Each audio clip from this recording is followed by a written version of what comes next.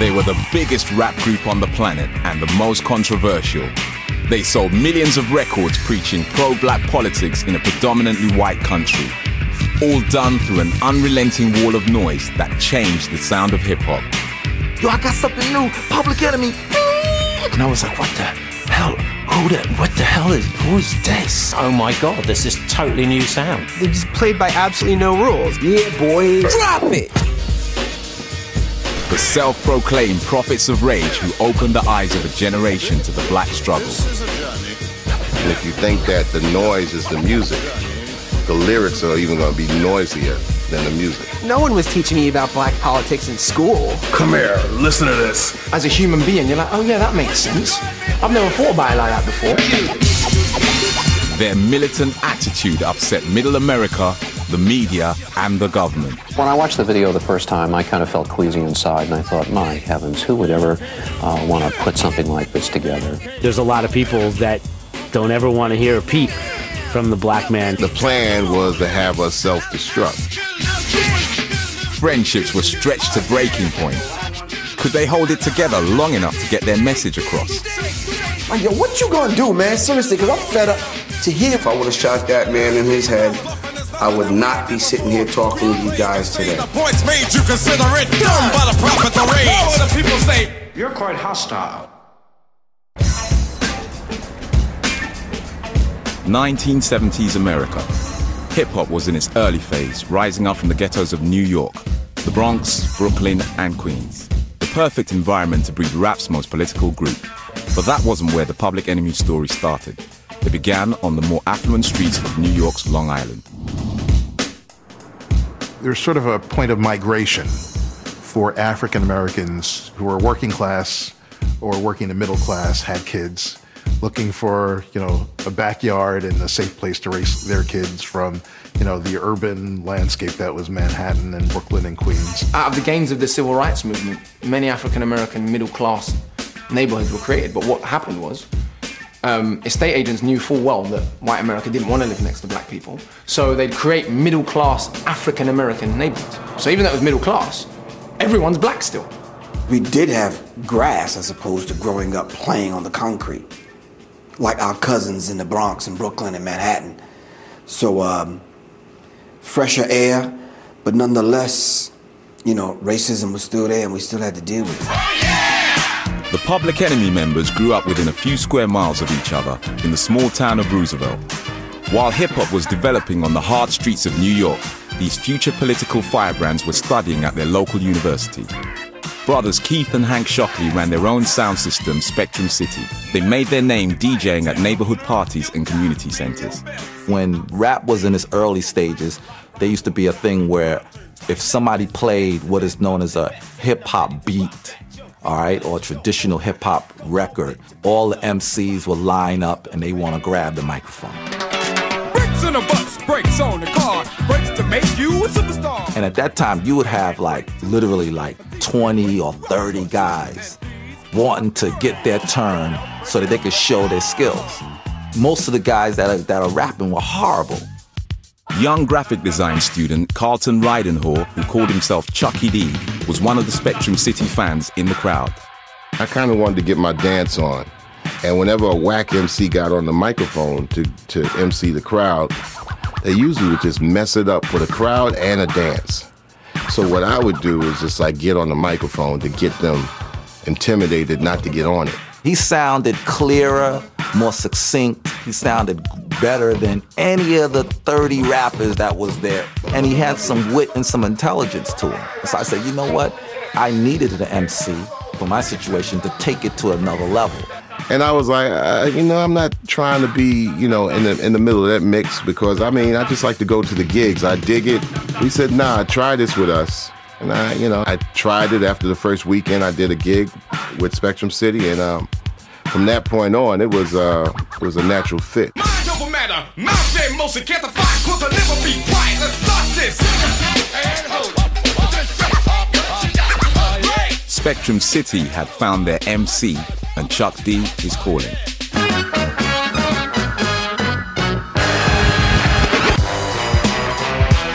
He patterned his vocal styles after Marv Albert, a Jewish brother who's one of the famous sportscasters in this country. Part radio announcer, part stadium announcer, part Southern black preacher, part, you know, sassy, brassy New Yorker. The speaker, the public speaker, the leader. He wasn't a preacher. He was a leader. When you heard Chuck speak, you felt like your father was talking to you. Was telling you some real shit, you know. If I could say I've ever had a man crush on anyone, quote unquote, it was Chuck D. You know, because it was just like, man, who is this dude? There was a Marvel Comics character called Black Bolt. I'm a big comic fan, and Black Bolt could never speak because if he even opened his mouth and uttered the slightest tiny little sound, like he could blow up a mountain with that. And that's what I always considered Chuck to be. Chuck was Black Bolt. With Chuck on the mic, the Spectrum City sound system really took off, playing all over Long Island. The group members discovered they had more things in common than just music.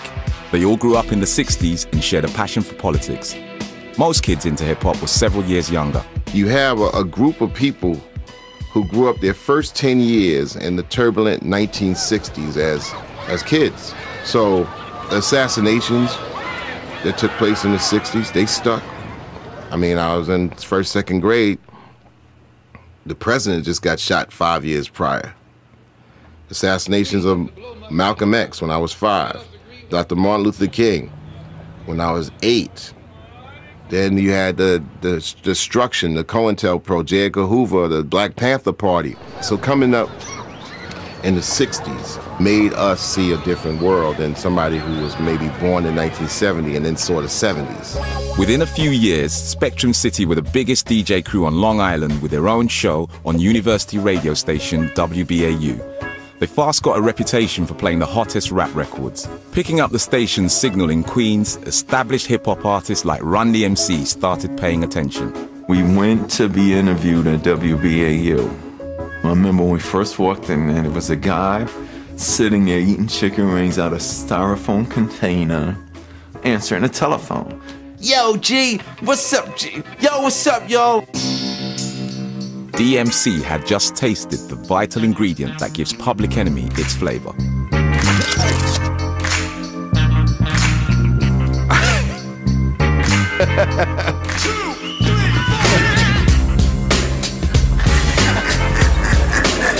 He's always happy. He's always like, you know, excited. Yeah, boy. You know, just kind of chiming in like a little brother. He was nuts. He was like he is now. Personality walks, personality talks, personality smiles. You see that? You see that?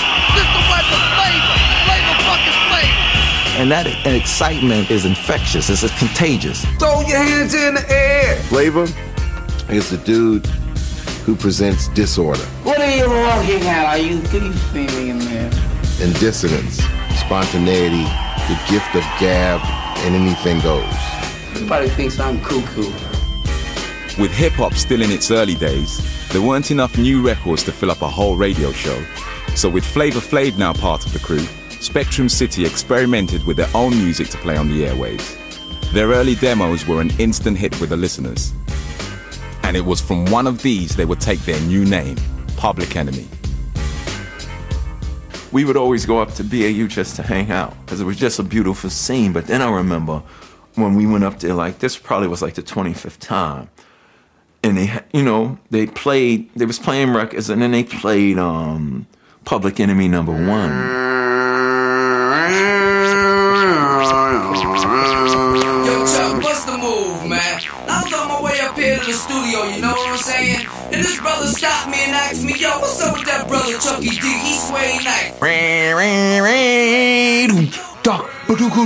And he said, I'm all in, put it up on the board. Another rapper shot down from the mouth that roared. 1, 2, 3, down for the count. The beats all of my lyrics, oh yes, no doubt. Cold rock rap, 49 supreme is what I choose and I use. I never lose to a team. Me and Che, we said this. We said, we ran to Rick Rubin. Yo, you gotta hear this. You gotta hear this. We said, God has come down from heaven to rock the mic. Rick Rubin, boss of soon-to-be legendary record label Def Jam. In the mid-80s, home to two of the biggest names in rap, Run DMC and the Beastie Boys. Always ahead of the game, Rick was keen to sign Public Enemy as soon as possible. But there was a problem. Rick didn't want to sign Flavor. And actually, Chuck tells a funny story, you know, that he had a hard time explaining exactly what function Flavor would perform in the context of the band. I didn't want Flavor in the group at the beginning. Here we're trying to create the Clash, you know, with hip-hop beats, and we want to be just as important and on the cover of Melody Maker and you know, NME and all these. No, Flavor? Nobody wanted Flavor. But they wanted me. And I said, well, if you're going to get me, you got to take our posse. Chuck D forced Flavor Flav down Def Jam's throat.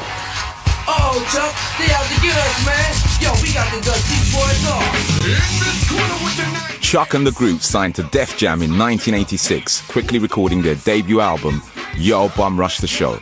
But due to the label's release schedule, the record didn't hit the stores until the following year. Hip-hop was moving so fast, rapping and production techniques were changing all the time. When the album finally came out, it was already sounding outdated. Then to make matters worse, Eric B. and Rakim blew everybody away with a slick new style.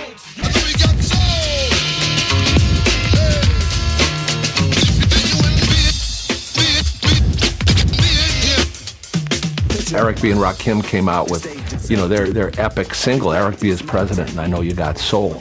And that record, that was a game changer. Experiment like a scientist. You want to rhyme? You gotta sign my list. Cause I'm a manifest and bless the mic I'll hold. You want an X? Then you gotta have soul. It just changed the whole terrain of rap, how you're supposed to rap, the style that you're coming with, the musical style. And I was like, oh. All of a sudden, it wasn't about drum machines anymore. It was going to be about sampling, and it was going to be about sampling some atomic funk. Despite themselves, they were lost in admiration, is really what it was. And they said, well, this changes everything. They understood as soon as that record came out, everything they'd cut till that time was outmoded. We were happy for hip-hop, but mad that we were in the middle with an outdated, you know, record that meant something else. But we said we gotta have a record that just dominates the streets. They could have put their heads down. They could have given up. They didn't do any of that. They went back to the studio and they started to make the best records of their career. Yes, the rhythm, the rebel. Without a pause, I'm lowering my level. The hard rhymer, where you never been, I'm in. You want styling? You know it's time again. Public Enemy had completely broken away from traditional hip-hop production. Gone were the conventional rhythm tracks, replaced by a jarring wall of noise. Rebel Without a Pause. It came out the summer of 1987. I will never forget it. And what caught me was the siren sound of that record. Radio, suckers never play me.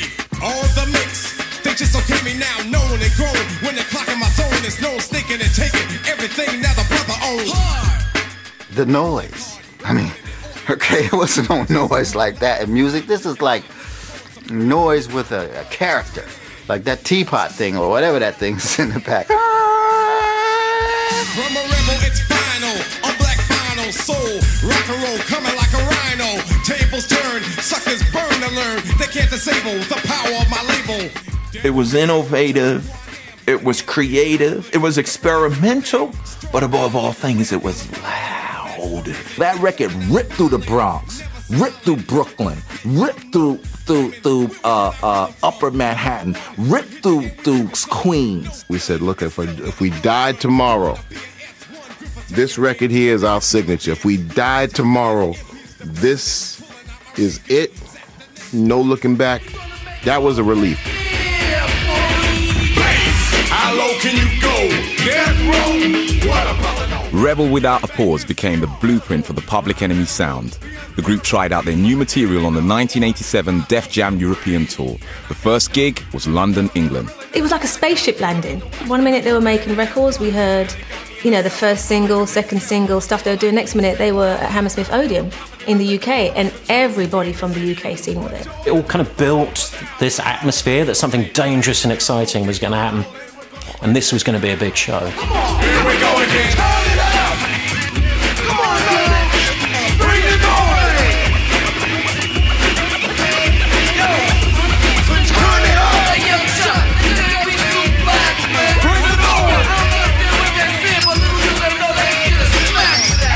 were fortunate to come out to face the hype in the UK with an intensity that matched the hype and songs that were artillery to match the hype. In this corner with the 98, subject of suckers, object of hate. Who's the one some think is great? I'm that one, son of a gun. Public Enemy tore the roof off the Hammersmith Odeon. Buzzing from their European success, they returned to their Long Island studio, 510 Franklin Street, to work on their new sound. And responsible for that was their production team, the Bomb Squad.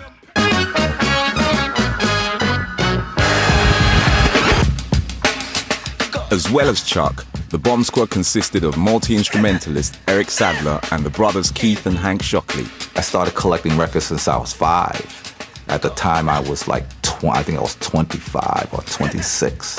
I had amassed an incredible amount of records.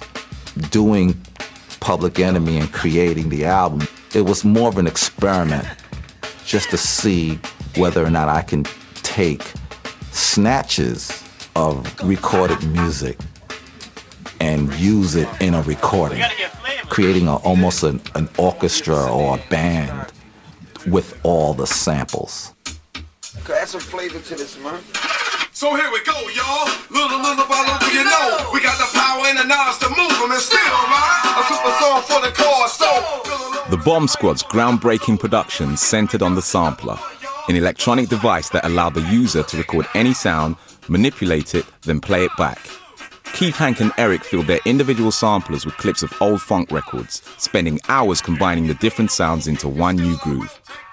Up to that point when producers were, making rap records, they would have 2-3 samples in a song. Public Enemy would have 12 or 15 samples in a song. We're gonna get on down now.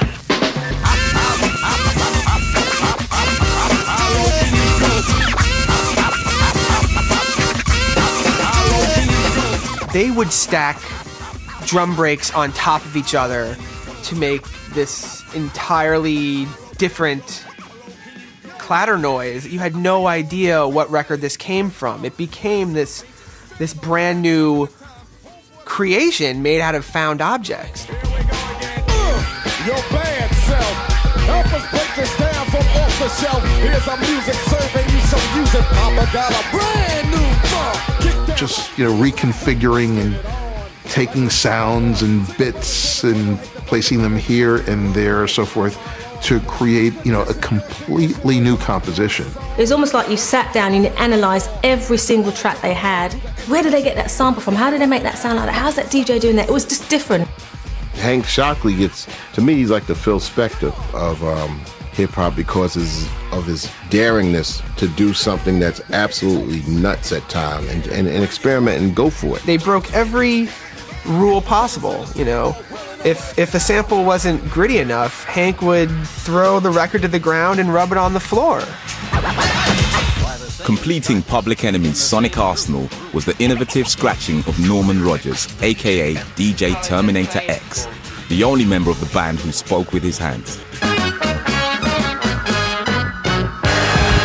Terminator X. At the count of 3, I want y'all to tell me the name of my DJ.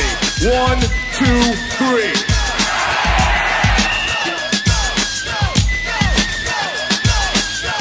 Terminator X, first and foremost, to me, was an ominous character. He was really tall, wide guy. You could never see his eyes, because he always had them glasses on, so you never could tell what state of mind he was in. With the X, the logo, and the glasses and all that, this added to the whole dominance of being a DJ back there and busting out those sounds, man. Terminator X brought to the group a style that no other DJs had. Terminator X! Everybody throw your hands in the air! Terminator X! Come on, y'all! Come on, y'all! You too! Terminator X! But of course, the music of Public Enemy is only half the story. Their political fire is what drives their songs. And back in Ronald Reagan's America, there was plenty to protest about if you were young and black. After years of civil rights gains in this country, going back to the 50s and 1960s, you saw this rollback of some things happening around voter registration, turn back of some of the civil rights policies, even things as simple as lunch programs were being cut during the 1980s Reagan era. It was the crack era. It was the explosion of crack cocaine on urban streets in America, which was something I had never seen before. I remember being in New York when it was like a new drug, and it just took hold massively, and there was a theory that it was kind of being allowed to happen to keep the black population down in a way, let them fight amongst themselves, bring themselves down. And then you had in Harlem, for instance, this amazing real estate which was deliberately being allowed to be run down, not be fixed, kick them out, get the developers in. There was a lot of nasty things going on. African Americans seemed resigned to their situation. The political activism of the civil rights movement was a distant memory. We're 20 years past both Malcolm X and Martin Luther King. And even though there were politicians and figures who, made attempts to sort of fill the shoes of those folks who came before, for our generation, we just didn't see anyone filling that role. So, the music, sort of filled the vacuum. One day, Hank and I was hanging a flyer with Malcolm X on the cover of the flyer of the gig that we were presenting. And this kid comes up and says, who's this Malcolm the 10th? And, we looked at each other and said, well, something got to be done about that. Because if this kid thinks Malcolm X is Malcolm the 10th, over the last 20 years, we've seen a dissolving of what has influenced us to be who we are. Power and equality, and I'm out to get it. I know some of you ain't with it. This party started right in 66 when a pro-black radical mix. Then at the hour of 12, some folks cut the power and emerged from hell. It was your so-called government that made this occur, like the grafted devils they were. What we continually try to do is spark the curiosity in people to learn about themselves, and also spark even a lot of kids, even of other ethnic creeds or whatever, to learn that the black man does have a culture and an origin that should be respected.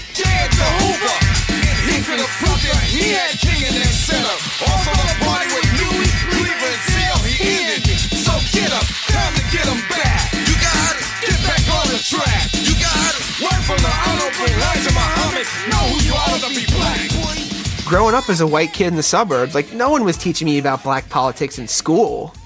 Certainly not. I would have no idea who Malcolm X was if it wasn't for Public Enemy records. I mean, I've heard of Malcolm X, but I didn't know or wasn't that interested until a PE record. Because I figured if PE talking about him, this dude had to be about something, you know what I mean? I went to Catholic school all my life. They wasn't teaching me this in school. They was teaching me George Washington, cut down a cherry tree, Benjamin Franklin. But when Public Enemy started talking about historical figures, occasions, and instances, it was an education for a young brother. Fight the power!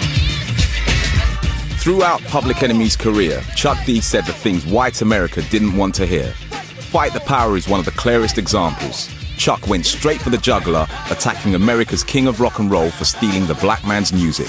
Elvis was a hero to most, but he never meant shit to me. Yes, he's straight out racist. The sucker was simple and plain. Motherfucking in John Wayne. Cause I'm black and I'm proud. I'm ready, I'm hyped, plus I'm amped. Most of my heroes don't appear in no stamp. Elvis was a hero to most, but he never meant shit to me. He was straight out racist.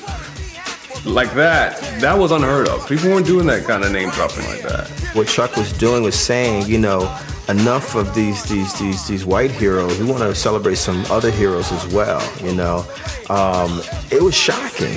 It was shocking. And, when people talk about Chuck D being Malcolm X, that was the kind of stuff that was Malcolm X-esque. I got a letter from the government the other day. I opened and read it. It said they were suckers. They wanted me for their army or whatever. Picture me giving a damn. I said never. Here is a land that never... And for their second LP, Chuck's rabble-rousing rhymes combined perfectly with the explosive Bomb Squad production to create one of pop music's all-time classic albums. It Takes a Nation of Millions to Hold Us Back is the greatest hip-hop CD or album of all time. They had a complete mastery of the recording studio as an instrument that no one has ever topped. Nevertheless, they could not understand that I'm a black man and I can never be a veteran. The politics of the time, helped drive and connect perfectly with the sound. People always say to me, well, what is it comparable to? I say it's comparable to the best work of Bob Dylan. It's comparable to Miles Davis's Kind of Blue. It's comparable to Love Supreme by John Coltrane.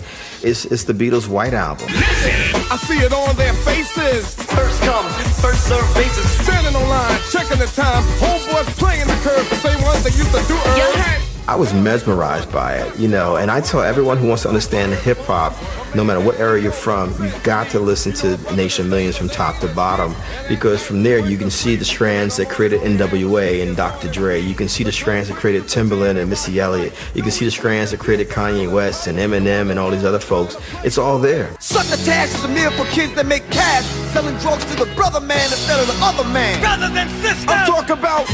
It Takes a Nation of Millions sold 500,000 copies in its first month of release. And if you were going to drop pro-black politics on a large audience in 1980s America, you needed some muscle backing you up.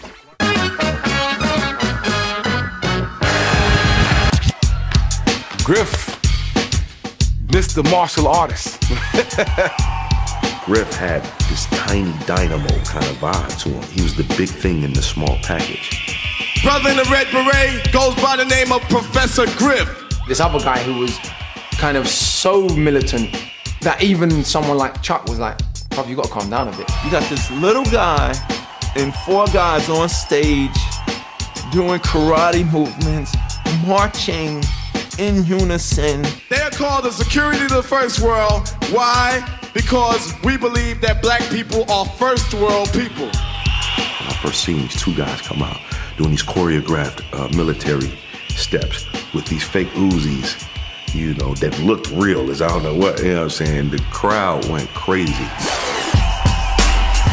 It wasn't an act. These guys were for real. It's not like they hired a bunch of background dancers. The S1Ws were really the S1Ws. And they were on the tour bus, you know, doing hundreds of push-ups every day. Like, you didn't fuck with those guys. I was at the Hollywood Palladium watching the Public Enemy show one time, and a guy jumped on stage, and it looked like he wanted to do something to Flav. He was running towards Flav, but he had this crazed look on his face. And I saw Griff grab the guy with one hand, at a certain part of his arm, turn a certain way, and in the third move, this guy was locked up in a certain way, and Griff was throwing him back in the audience, jumping down there with him, with the S1s, and they all escorted this guy out the place. The concert continues. We never start any trouble. We don't boast to be badasses or anything like that. It's just that if something come our way in a situation, fighting is the last resort. That's what we was taught. But if your back is against the wall and there's only one way out, you have to do what you got to do to get out. The S1Ws were shocking, but what I liked about it was it showed togetherness, it showed unity. That's what the whole thing was in my eyes. These guys up here to defend what Chuck is saying. It was like, yeah, I said it, and what? And what? That serious, no-nonsense kind of demeanor, it was very needed. Number one, to show young black men that, you know, we could be disciplined, clean, respectful, articulate, not disrespecting women, not spewing the madness, not doing all of the things that I guess the stereotypical image of black men, we don't have to do those things. Professor Griff wasn't just the hired heavy. A passionate believer in black power and the Nation of Islam, he was made Public Enemy's Minister of Information. It was his role to research political content for Chuck's lyrics and handle the press. He was also the group's tour manager, and that meant making sure the man with the big clock around his neck was on time for gigs. It's gonna be bedlam if we get him. Public Enemy had a kind of built-in instability. You've got Flavor and Griff in the same band. It made no sense. It's never made any sense. And the fact that they managed to do anything together with these 2 guys, these 2 polar opposite character types in the same band, completely miraculous. Yeah, G. I've never smoked, never took a drink. I wasn't the party type, straight lace, so to speak. It's gonna be bedlam if we get him. So now I'm meeting this dude who's Chuck's friend, who's stealing cars, selling drugs, doing all this kind of stuff, and then now I have to partner up with this guy and manage that? Yo, man, we was in this shop. The Terminator showed me these things. I said, well, I'm gonna get them, and I got them. The dude never owned a set of luggage. He had plastic bags with his clothes and deodorant and toothbrush and socks and underwear in, like about 15 bags. Like Griff, Chuck and the S1Ws didn't smoke, drink, or do drugs. By the time Nation of Millions hit the charts, Flavor Flav was into all of them. Tonight is the night Flavor's gonna fuck up because I'm fucked up. You know what I'm saying? I was fucked up, you know what I'm saying? What kind of example are you to young black men that we trying to set an example for? You're doing everything opposite of what we're trying to do. We're trying to save our people, but we got to drag you out of the crack house. Anytime that I ever got with my group, I was always functionable. I never was a dysfunctional addict or dysfunctional addict. You come on, Rico. I didn't do nothing. No, you are doing something just as you speak, because you got those dark glasses on. You spilling orange juice all on me because it's all over you. You wrong again. The only thing that I say that drugs did to me was it made me miss some of my shows. There were shows where, one of the S1s, had to don Flavor's clothing and put the glasses on and put the clock on. So we tried to pull it off with just dressing up someone else as Flavor. And some guy in the front row was like this. That ain't Flavor! They blew the cover off of everything, man, and we had to confess. It was embarrassing. It was really embarrassing, man. Let me hear you say, oh! He may have driven Griff crazy, but Flavor Flav was an essential part of Public Enemy. I didn't think Chuck would have ever gotten across without Flavor. Because the message was such a strong message and powerful, he kind of like offshot that with the humorous side. I want to do my dance, man. Can I do my dance? Yeah, do your dance. Go ahead. Yo, I ain't got nothing to do with it. Terminate X. Give him a beat. Let him do his goddamn dance.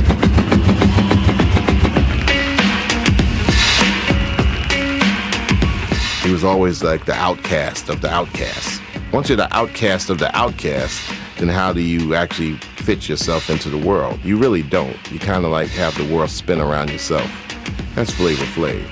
And I salute him and respect him for his free-minded self, although it has to be tapered when it comes down to a team. The group was a real clash of characters, but somehow it worked. Record sales climbed into their millions. They performed alongside established acts like LL Cool J, Run DMC, and Jazzy Jeff and the Fresh Prince. Their success gave them a platform to preach their politics to a large audience of both blacks and whites. Everybody say, fuck the racist. No, y'all gotta say it with some attitude. Say, fuck the racist.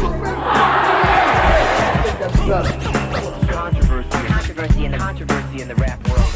We brought racism, white supremacy, and we put it right in the face of white people and say, this is what we had to deal with all our lives. Here's a mirror. Check this out. Oh, okay, I understand. So now the dialogue is started. But their detractors countered it was Public Enemy who were racist, inciting hatred rather than promoting equality. I consider this motherfucker guilty. I'ma ask y'all, is he guilty? Somebody's gonna come out and say, I'm separatist. It's absolutely crazy because what rap is doing is bringing everybody together. That's why you hear the bad news about rap. I mean, this only comes from a white supremacist viewpoint, that they don't want to see blacks and whites mixed together. Public Enemy, in their music, kind of rebel-rousing. Some record stores and radio shows banned their music. The group captured the mood on the track Incident at 66.6 FM, which sampled real-life listeners on a radio phone-in. The way to get them causing people to very upset by the things you're saying. It's on the air. Hello? Yes, hello. Yes. I've seen these guys. I saw them warm up for the Beastie Boys last year. How were they? How were they? I thought it was one of the most appalling things I have ever seen. There were two gentlemen in cages on either side of the stage with fake Uzis. There were, Jesus, it was unbelievable. What was pissing off parents more than anything in suburbia in the late 80s was, you know, black music. Now, you may never have heard of some of these stars, but your kids have. They're heroes to a whole new generation. Don't believe the hype. Don't believe the hype. When little Johnny took the Public Enemy poster home and put it up on his wall, you know Mr. and Mrs. White America got very angry. In other words, like, Johnny, who are these black guys you have on the wall carrying guns and all this kind of stuff, man, talking about black power. The problem with Public Enemy was not just that they were educating black people about the racist power structure within which they lived. It's that they were educating white people that in many cases had been socialized into a racist structure, sometimes without even knowing it. And then this guy comes out from Long Island and says, hold on a minute, have you thought about this, this, and this? And you're like, as a human being, you're like, oh yeah, that makes sense. I've never thought about it like that before. But all the attention only made them more popular. Having conquered the charts, it seemed a natural progression to move into the movies. Spike Lee was an up-and-coming film director known for his thought-provoking films on black culture. In 1989, he asked the group to write a song for his controversial new movie, Do the Right Thing. Set in a blistering New York summer, it tackled racial tension in Brooklyn. Chuck and the Bomb Squad wrote the song Fight the Power for the soundtrack. Spike made it the film's recurring theme. A lot of youth in the inner cities were facing the similar issues, and that's why it was so popular and so impactful to us, because it was a form of, even if it was just a false sense of empowerment, it was still something that we had to call our own and that could articulate how we felt. Fight the power! Fight the power! We got to fight the powers that be! You have this song, Fight the Power, that has this driving beat, sampling James Brown, you know, and there's two scenes that stand out for me. One is the opening scene where you see Rosie Perez dancing very aggressively to it, you know. And then the second thing is this Radio Raheem with his big radio, because that's what we carried back in the day, these huge radios. I had one myself, and you would put your cassette in there, and you would just play the records over, the songs over and over again. And, you know, what was really deep is when the radio got destroyed near the end of the film, because it's almost like they were attempting to silence the community, and the song represented the voice of the community.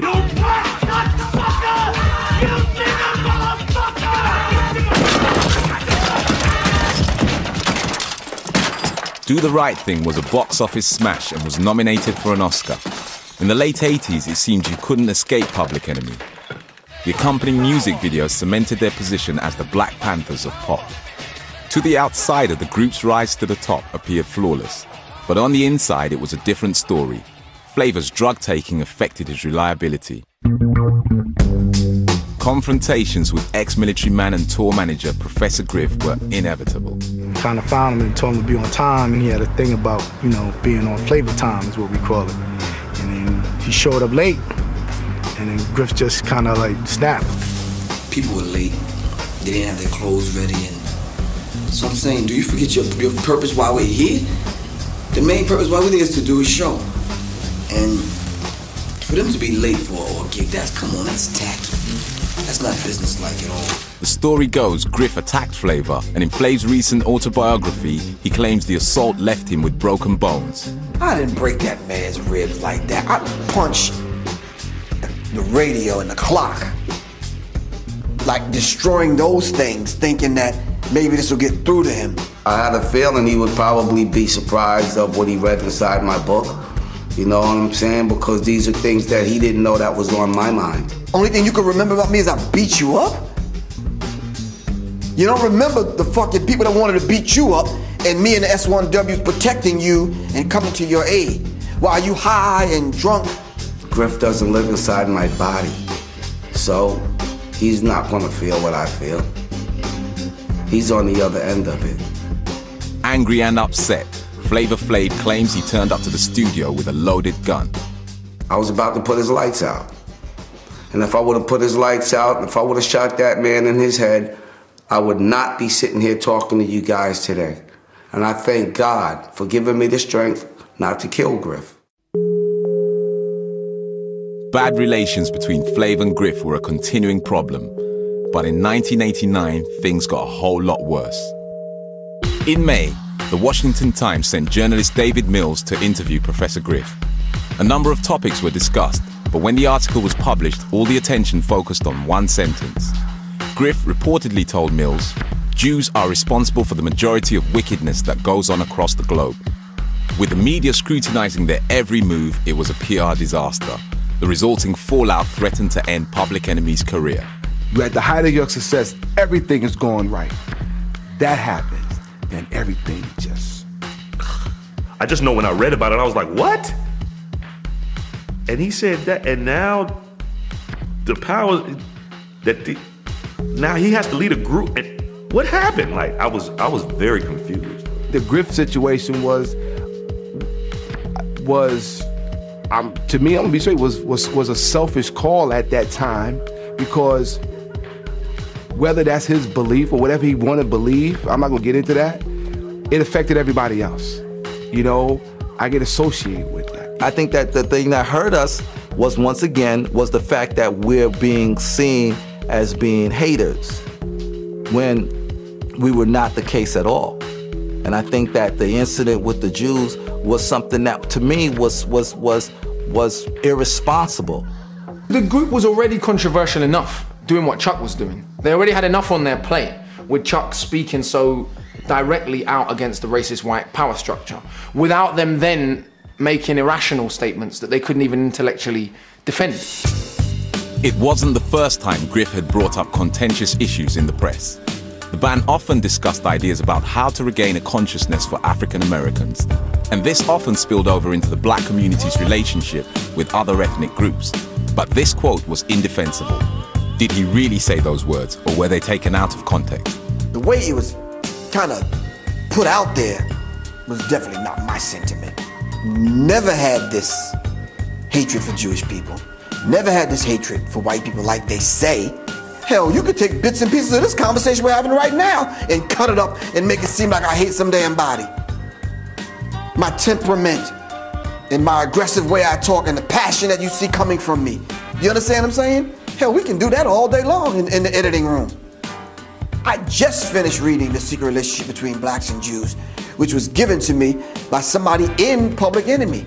This conversation was going on all the time about the control and who owns these companies, and you know, why all this group of people always doing this and controlling that and having this kind of influence. And that talk went on all the time, every day. And that bit of information that I put in that particular interview with David Mills was given to me by somebody in the group. But why am I taking the heat for it? Public Enemy's Jewish publicist Bill Adler remembers things differently. I had a conversation with him, and it was really, it was kind of surreal in a way, because he told me he got a lot of the ideas from a book that had been published by the Nation of Islam called The Secret Relationship Between Blacks and Jews, and it's a big, thick book. And he starts quoting Henry Ford, the American industrialist, on the subject of Jews. And I said, Griff, you know, I grew up in Detroit.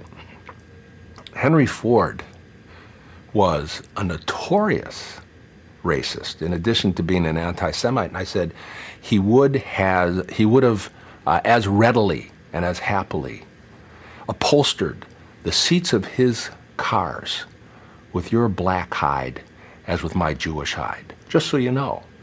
He said, Bill, I can't help it. It's in the book. So at that point, I understood that, you know, he accepted these ideas as a matter of faith. Whether Griff's words were reported correctly or not, the resulting media storm required swift action from the band's leader, Chuck D. I remember being around at that time, you know, and how tough that decision was for Chuck. It was difficult. I mean, think about it. They were the biggest rap group and one of the biggest pop groups in the world at that time, and you're told you got to get rid of one of your best friends out of the band because of his anti-Semitism. That's a lot of weight. He felt torn between his loyalty to his old friend, Professor Griff, and his rejection of Griff's ideas.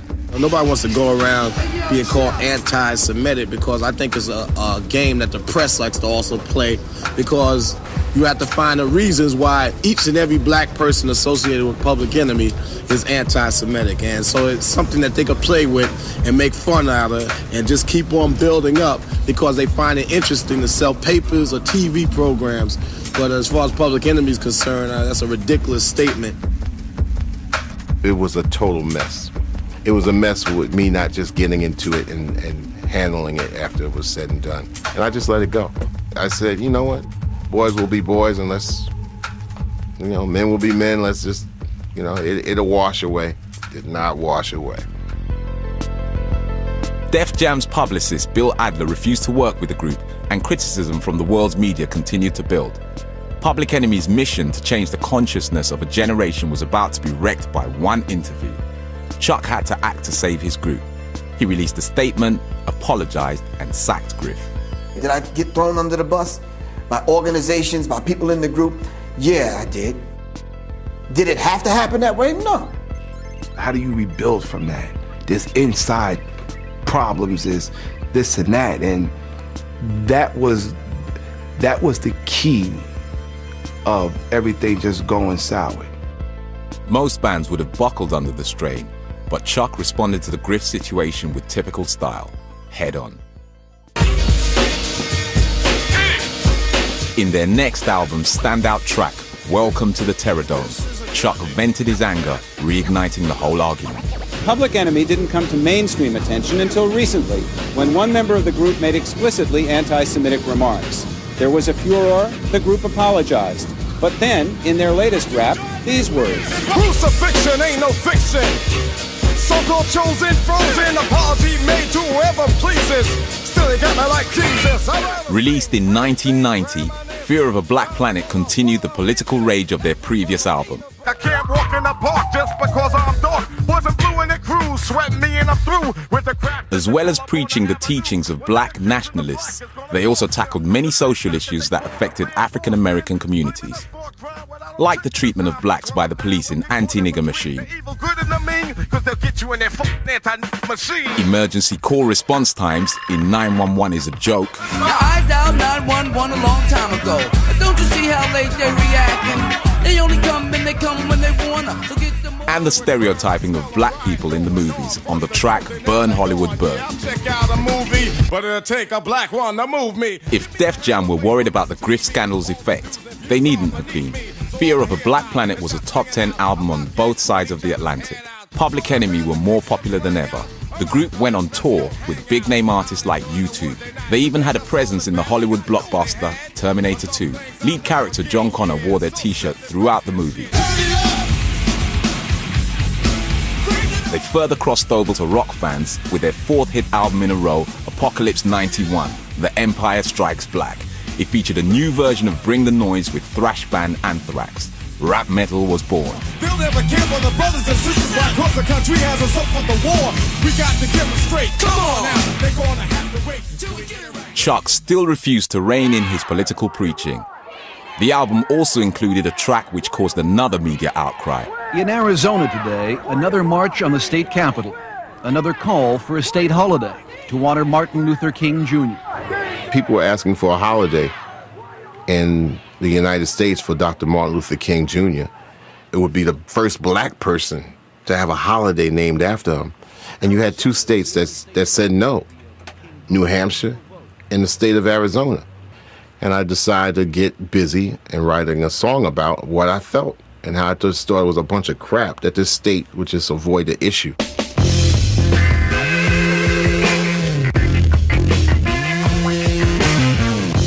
Basically, we move on the state of Arizona and politicians on a fictional racist governor who got all these things going on, and at the end, we kind of blow up the spot. The video ends with the murder of 3 fictitious Arizona officials. One is poisoned, another shot, and finally, the governor is blown up. They said the video was so controversial, the nerve of rappers, taking on a government official. MTV agreed and promptly banned the video. When I watched the video the first time, I kind of felt queasy inside, and I thought, my heavens, who would ever want to put something like this together? That sends a clear message that the way to fight violence is with violence. Is that what you were trying to do? Well, Forrest, there's a lot of reaction from a lot of people, and I think The purpose of rap music or any kind of music, I feel, is to raise dialogue. It was clear Chuck had lost none of his political drive.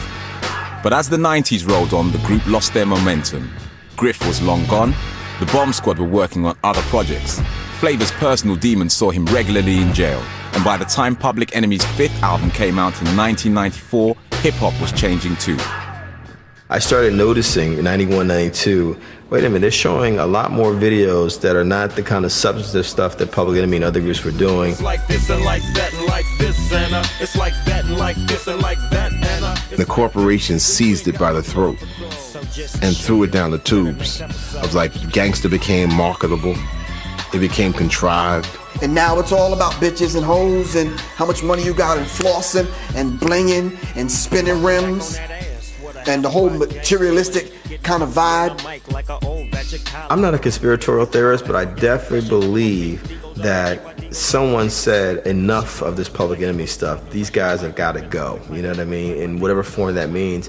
And, you know, eventually they were off the radio. Hey, yo, bust it. Baby got a problem saying bye-bye. Just another hazard of a fly guy. I would argue that, you know, the representations in the 80s were, you know, progressive compared to the average image I'm seeing of black people on TV today. And we don't even talk about it anymore. It's like, we just accept it, you know? The only place you really see black people on television is MTV, and what are they doing? Shaking their backside, telling you how much money they got. It would take film director Spike Lee to get Public Enemy back on form. Writing the soundtrack to his 1998 film He Got Game, the band turned in their strongest material in years. If man is the father, the sun is the center of the earth, in the middle of the universe, then why is this verse coming 6 times rehearsed? Don't freestyle much, but I write them like... After nearly 8 years out of the group, He Got Game signaled the return of Professor Griff. But it would be Public Enemy's last album for Def Jam Records. Terminator X quit the following year, leaving the music industry behind to run an ostrich farm in North Carolina. Since then, Public Enemy have taken their career into their own hands. They were one of the first bands to release an internet-only album in 1999. And from 2005 onwards, they put out records on their own label, Slam Jams. Their latest material proves they've lost none of the fire that fueled the early days. Yeah, doing the right thing, we ain't just said just about anything, just to get those out there material things. Perhaps the strangest development is Flavor Flav's recent career as a star of reality TV. It's called The Flavor of Love.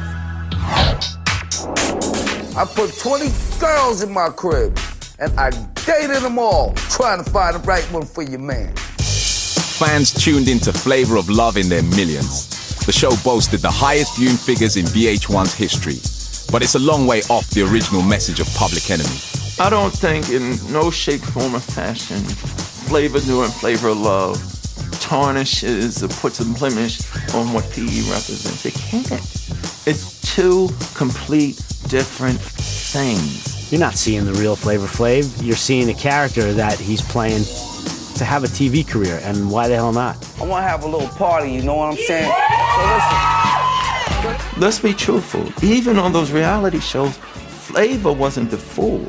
It was all those women around. He was just the bait to get them fools there. Why wouldn't a reality show be up Flavor's alley?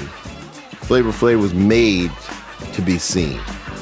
He is seriously the symbol of reality TV, whether I think reality TV is good or bad. Do I dig everything he does? Well, I don't dig everything anybody does. I'm my own man. I wasn't surprised by the reality shows, but I was saddened by it because he's actually older than Chuck. And to see him reduced to basically kind of this pimp-like figure with all these women, and given the history of Public Enemy, it was sad, man. It was sad watching that, but I knew that Flavor needed money. I'm like, come on, Flavor? Nah, bro. We didn't come all this way and do all that we've done to leave that kind of legacy, man. Now, young kids, my daughter's age, have to look through the lens of VH1 to find out what Public Enemy was about? And all they seeing is you pimping on TV? Pimping, dude? Come the fuck on, dude. Is that how we gonna leave this legacy? I never respond to the criticisms ever. I just let people say what they say and I keep going. You know what I'm saying? It's like bumper cars, man. The shit bumps off of me, bounces off of me, and goes to somebody else, bounces off of them and goes to somebody else. I never cared. You know what I'm saying? I'm gonna tell you something. The only one that can judge me is God. No other man can judge me. So fuck what another man has to say about me. Rolling stones of the rap game, not bragging. Look bigger than Jagger, not sagging. Spell it backwards, I'ma leave it at that. That ain't got nothing to do with rap. Today, Public Enemy are the Rolling Stones of the rap game. Hip-hop ambassadors touring the world, playing their extensive back catalogue with a full live band. And despite all the controversy and all the arguments, the original members remain friends and still perform together. If it's eyes, then we believe in TV. Screaming gangster 20 years later. Of course, endorse what consciousness faded. New generations believe in them fables. Gangster boogie on 2 turntables. Getting close to 30 years as a group, and you could count maybe on 2 hands the amount of bands that last 30 years as a continuing working band, making records, touring the world, you know, at the level that they're doing it at. And so, you know, the legacy is kind of untouchable. So it's time to leave you a preview, so you too can review what we do. If you don't stand for something, you fall for anything. Harder than you think is a beautiful thing. I don't think we would have had a black president if it hadn't been for groups like Public Enemy, because they kind of politicized a whole generation in America. Did a generation of young whites vote for him? Because they were brought up on hip hop. Did we have something to do with that? Of course we did. The legend of Chuck D and Flav and Griff and Terminator will live forever. They were the most influential hip-hop group in the world, without question. One of the greatest musical entities in history is Public Enemy. You don't believe me? Go listen to the records.